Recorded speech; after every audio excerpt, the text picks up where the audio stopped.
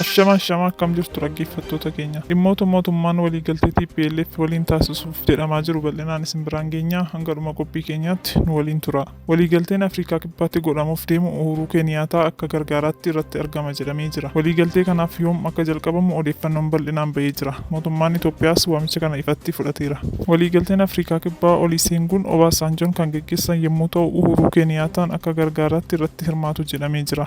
Gamtoominni Afrikaa qaamolee haasaa nageenyaa gaggeessan dursanii bakkeewwan itti jalqabamanitti guyyaa fi sa'aatii isaa beeksisuun waamicha dhiyeessee jira. Dura ta'aan gamtoomina Afrikaa Muusaa Faaqii waamicha dhiyeesseen iddoon marii Afrikaa Kibbaa yommuu ta'u waliigalteen kun amajjii 8 akka lakkoofsa faranjootaatti akka gaggeeffamu yaadamee jira. Waliigaltee nageenyaa kan jalqabsiisu pirezidaantii Naayijeeriyaa duraanii fi garee gamtoomina gaanfa Afrikaa ergamaa addaa Obasanjooniin kan durfamudha. Adeemsa nageenya sanaa kan gaggeessan pirezidaantiin Keeniyaa duraanii Uhuruu Keeniyaataa fi itti aanaa pirezidaantii Afrikaa Kibbaa duraanii Dr. Famzuli Mulambo Mukugaa kan irratti argamanidha. Afrikaan gamtoomee waamicha mootummaa Itoophiyaaf irratti ibseera. TPLFs akkasuma. Mootummaan Itoophiyaas waamicha kana fudhateera. Haa ta'u malee mootummaan marii yoom akka ta'ee fi yeroo isaa hin ibsine. Mootummaan waamicha Afrikaan gamtoomee taasiseef ejjennoo isaa kan duraan dhiyeesses akka eegametti jira jechuun beeksiseera. Waliigalteen kun Afrikaa gamtoome keessatti qofa ta'uu akka qabuu fi mamii tokko malee akka mariin gaggeeffamu mootummaan ejjennoo isaa agarsiiseera. Walitti bu'iinsa kana dhaabuuf furmaata kan jedhame mara fudhachuun sosocho'an tures jechuun ibseera. Kan immoo cimseen itti fufas